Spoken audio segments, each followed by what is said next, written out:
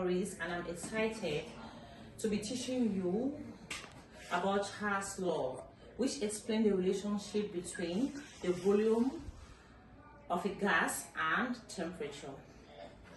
Assuming pressure remains constant, to determine this, I have used the given simulation to collect data and observe the changes. Let's dive into it. First step, setting up the simulation. I started by adding 50 gas into the container. Representing a sample of gas, I set the pressure container at 1.00 atmosphere to focus solely on the relationship between temperature and volume as Charles' law requires. Initially, the temperature was set to 300 Kelvin and I recorded the corresponding volume, which was 10.0. From there, I increased the temperature in increments and recorded the corresponding volume changes. Okay, now I'm going to step 2. For the step 2, there's the data I collected during this. For step 2, I collected the data during the explanation. Sorry for that. At 300 Kelvin, the volume was 10.0. Then at 350 Kelvin, the volume increased to 11.7. At 400 Kelvin, the volume was 13.3. At 450 Kelvin, the volume was expanded to 15.0. At 500 Kelvin, the volume reached 6.7.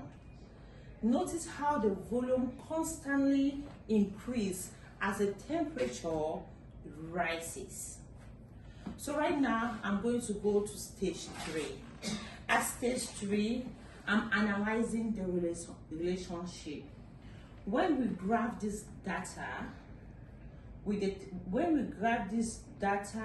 with temperature on the x-axis and volume on the y-axis, we gather a straight line, demonstrating a direct proportionality.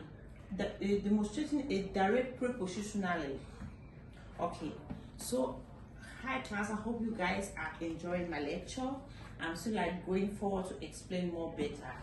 This result supports Charles' law, which states that volume is directly proportional to temperature when pressure is held constant.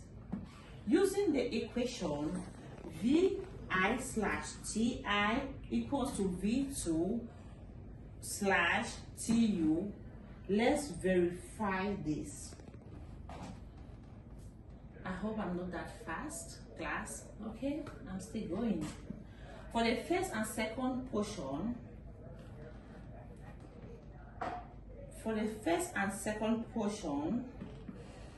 VITI equals to 10.3 m/3300 K equals to 0.03333 triplet.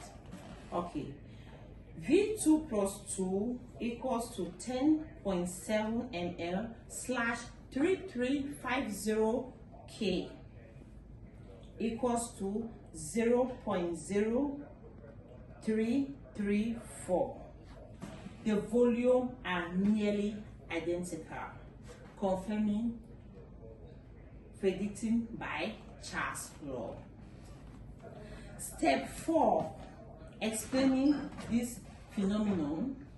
This relationship occurs because as the temperature increases, the gas particles gain kinetic energy. Moving faster and pushing outward on the container moving faster and pushing outwards on the container walls. Since the pressure is constant, the container must expand. Okay? The container must expand to accumulate the increase in particular motion. So as the pressure is, so that's how the container too must expand so it can accommodate the pressure. For step 5, we have the real/whirl example. A great example of Charles' law is a hot air balloon. I think we did that in there's a last example we did about the air, how the balloon, it was not like this one. So let's just continue. For step 5, the real-world example was a great example of Charles' law. It's a hot air balloon. When the air inside the balloon is heated, it expands, increasing the balloon, increase the balloon volume, and causing it to rise. The science we have just observed is what makes this possible. For step 3, we are going to the last step, that's step 6, and we are concluding on it, is concluding the lesson. As we are concluding this lesson, I want to just summarize it. To summarize Charles' law tells us that the volume of a gas increases as its temperature rises. That means the volume of a gas increases as its temperature rises. When pressure remains constant,